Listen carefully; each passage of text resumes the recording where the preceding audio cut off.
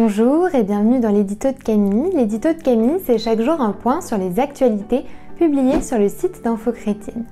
Aujourd'hui, mercredi 10 mars, nous allons parler des pécheurs pardonnés.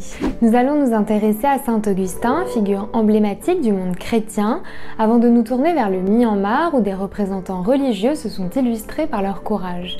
Nous évoquerons ensuite l'histoire d'un policier chrétien en Indonésie, pour finir avec de nouvelles propositions du Conseil national des évangéliques de France dans le contexte du projet de loi pour conforter les principes de la République. Saint Augustin, un homme profondément transformé par la grâce de Dieu, devenu serviteur de Jésus.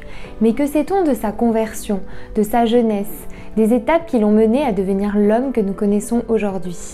Stage Distribution vous propose de le découvrir dans une série en 2 épisodes, un long métrage fidèle à la réalité historique qui permet de lever le voile sur ce grand pécheur à qui Dieu a grandement pardonné.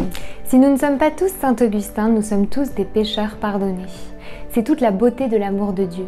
Il nous pardonne, il nous aime et il nous montre le chemin à suivre.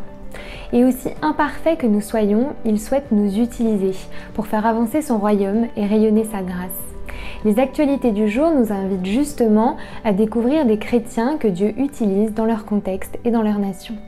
Au Myanmar, où l'escalade de violence à l'encontre des manifestants continue de s'intensifier, des représentants de l'Église n'hésitent pas à s'interposer entre la foule et la police. Inspirés par l'action de sœur Anne Nhu Thang, d'autres religieuses, un évêque, un prêtre et un pasteur protestant se sont illustrés par leur courage. En Indonésie, pays à majorité musulmane, c'est la première fois depuis 50 ans qu'un chrétien est nommé chef de la police nationale. Listio Sigit Prabowo a déclaré qu'il souhaite adopter une approche plus humaine pour faire respecter la justice dans son pays. Le Conseil national des évangéliques de France entend bien défendre les droits des chrétiens en général et des évangéliques en particulier.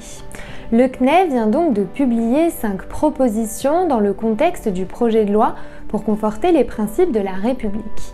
Des propositions pour garantir le libre exercice du culte avec un équilibre entre contraintes et possibilités. Ce sera tout pour aujourd'hui. Si cette vidéo vous a plu, n'hésitez pas à la liker, à la partager ou à nous le dire en commentaire. On se retrouve demain. Je vous souhaite une très bonne soirée. Soyez bénis.